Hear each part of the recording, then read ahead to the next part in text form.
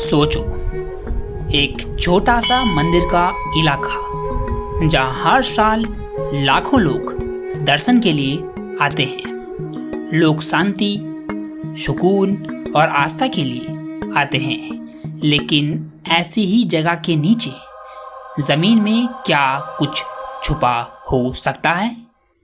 कंकाल, secret burials और एक ऐसी कहानी जो सुन के आपका दिल कांप उठे। यह है धर्मस्थला मास बरियल केस। जुलाई 2025 का एक दिन, एक आदमी धर्मस्थला पुलिस स्टेशन के अंदर आता है। उसके हाथ में एक प्लास्टिक का बैग है। पुलिस सोचती है शायद नॉर्मल कंप्लेंट होगा, लेकिन जब बैग खुलता है हड्डी और खोपड़ी के टुकड़े मिलते हैं। वो आदमी अपनी कहानी शुरू करता है। मैं 1995 से टेम्पल एडमिनिस्ट्रेशन के लिए काम कर रहा था। मुझे मजबूर करके बॉडीज़ को जलाने या दफनाने को कहा जाता था। इनमें से कुछ लड़कियां स्कूल यूनिफॉर्म में होती थी, कुछ के कपड़े उतारे गए थे, कुछ पे एसिड के निशान होते थे। पुलिस हिल जाती है।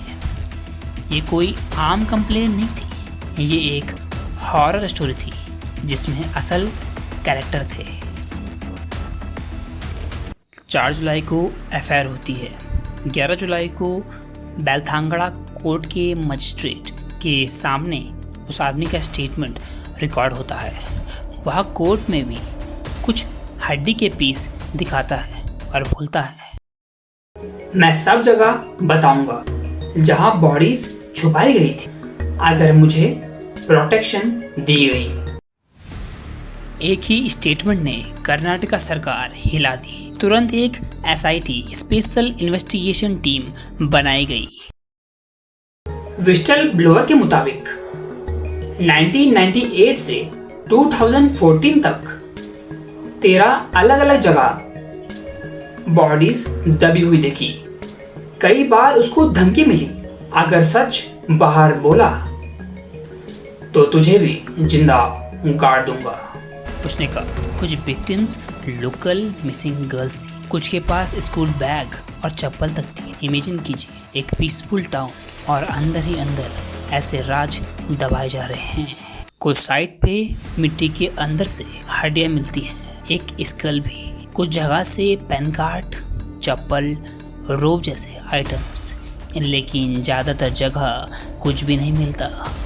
फॉरेंसिक लैब की रिपोर्ट के लिए सब सैंपल्स भेजे जाते हैं। पब्लिक में सस्पेंस बढ़ता है।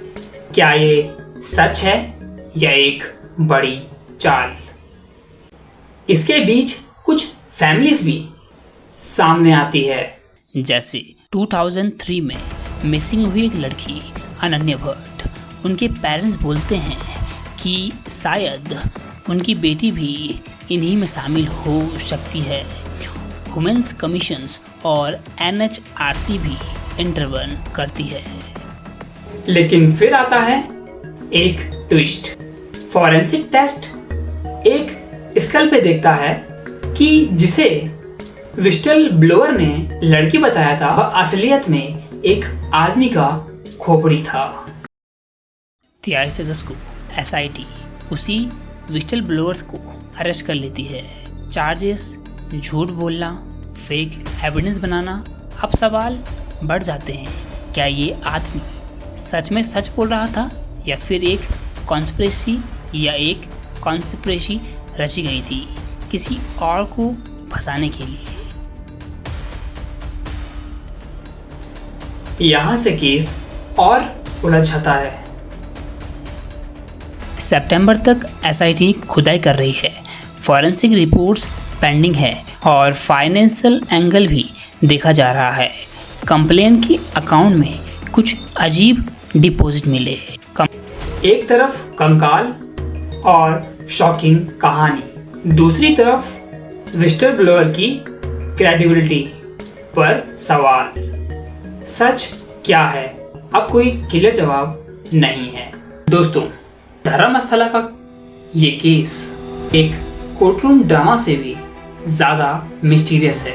अगर विस्टर ब्लोअर सच बोल रहा है तो सोचिए कितनी जिंदगी बर्बाद हुई हो, और अगर ये सब झूठ निकला तो क्यों किसी ने ऐसी कहानी बनाई। सब कुछ एसआईटी की इन्वेस्टिगेशन और कोर्ट के फैसले पर डिपेंड करता है।